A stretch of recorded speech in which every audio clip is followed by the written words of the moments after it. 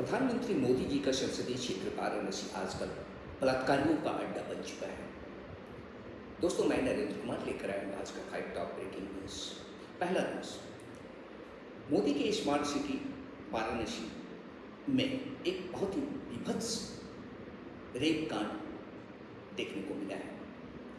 एक ड्राइवर की बेटी 19 वर्षीय छात्रा को अश्लील वीडियो फिल्म बनाने वाले गिरोह के 23 लोगों ने नशा खिलाकर 7 दिनों तक लगातार बलात्कार करता रहा। 8वां दिन बेहोशी की हालत में उसे सड़क के किनारे फेंक दिया गया। पुलिस में शिकायत करने पर उसके परिवार वालों को सिर्फ आश्वासन मिला, किसी भी तरह की कोई कार्रवाई उन लोगों के ऊपर खोजबीन और तलाश नहीं हुई। मामला उस समय जोर पकड़ा जब प्रधानमंत्री 12 अप्रैल को वाराणसी आए। जब उनके कानों में ये बातें पड़ी तब उन्होंने पुलिस अधिकारियों और अन्य बड़े लोगों को हिदायत दी कि इसे गंभीरता से लिया जाए। तब पुलिस हरकत में आई और धड़ाधड़ 13 से 14 लोगों को अरेस्ट हुआ। इसके पहले भी एक गैंगरेप का मामला आया था।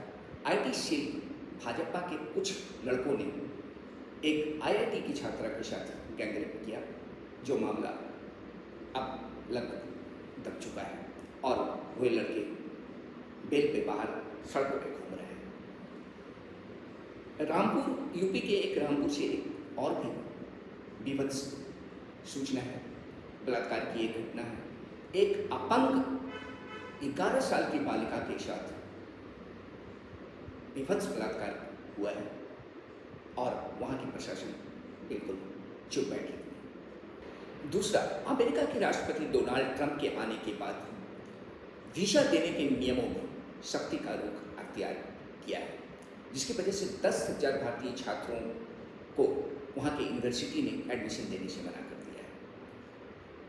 तीसरा, वक्फ संशोधन विधेयक 2024 पर सुप्रीम कोर्ट के रोक लगाए जाने पर देश के उपराष्ट्रपति ने तीखी प्रतिक्रिया व्यक्त करते हुए कहा है कि न्यायपालिका को अपनी संवैधानिक सीमाओं का पालन करना चाहिए और लोकतांत्रिक संस्थाओं की स्वायत्तता का सम्मान करना चाहिए।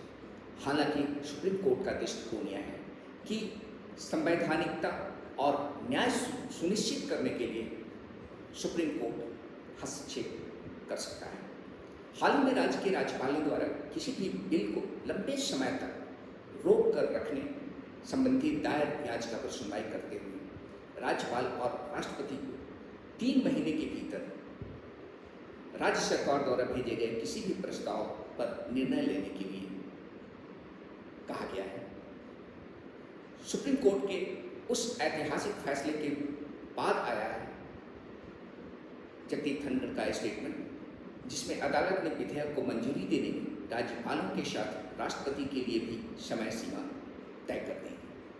धनखड़ ने आगे कहा है कि मैंने कभी नहीं सोचा कि राष्ट्रपति को कोर्ट की ओर से निर्देशित किया जाएगा। राष्ट्रपति भारत की सबसे सर्वोच्च कमांडर है और केवल वही संविधान की रक्षा, संरक्षण और सुरक्षा की शपथ लेते हैं।